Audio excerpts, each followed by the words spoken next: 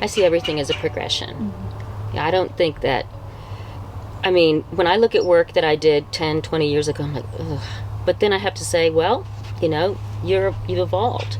It's a constant evolution. I think artists, you know, I hope that I'm always changing and growing and, you know, mixing it up. I don't want to be cranking out those cookie cutter paintings. When I started painting, I lay on a huge amount of paint with a palette knife, you know, in an area. So I get sort of almost a three-dimensional effect right away. And I like that. Well, tell me a little bit more about this process, because what I've seen of your paintings is that you're going straight to the canvas.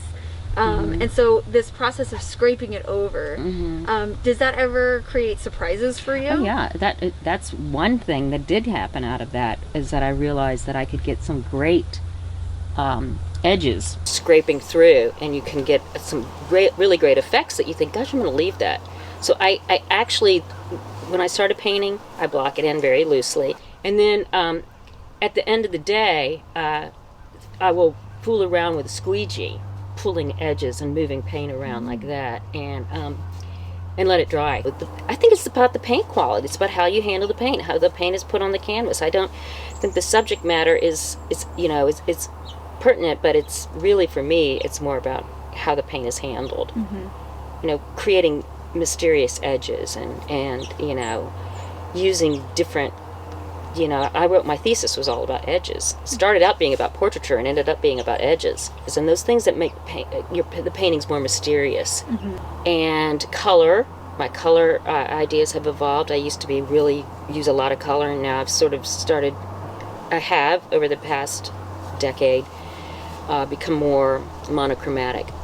And when I say monochromatic, I don't mean, you know, just sepia and white. I mean, I pick two colors. I pick a color theme, and then I find the fodder or objects to accommodate that color theme. I have a color theme in my head. So I go and look for the objects that will accommodate that idea, and then I use those two colors predominantly with a lot of neutral grays. So that's become sort of my beginning point. I change a painting, you know, 20 times before I get it right. Take this out, put this in, move this, dump this over, you know, that sort of thing. And I think a lot about composition and design, and that's probably the most complicated part of painting for me. It's not how to make something look like something, it's how you put it together. Well, and so actually let's talk about color a little bit, because that's one thing that Ginger said that she learned from you very much, is that snow is not white. Depends on the lighting. Light is everything, you know. Light makes color. That's why at night you don't see color as well. So in shadow, you know, light and shadow. My paintings are a lot about light. Everything's lit. You know, I have a strong light source, and it's usually artificial. And it's hard sometimes for people to understand that concept that snow is not white.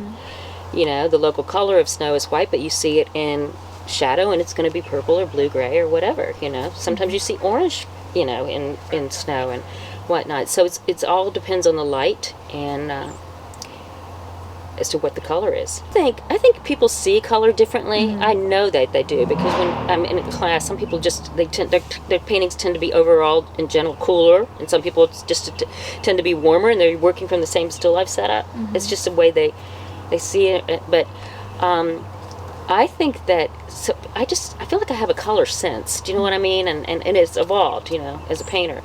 But I don't know whether it just came naturally to me, or I think I see color pretty well.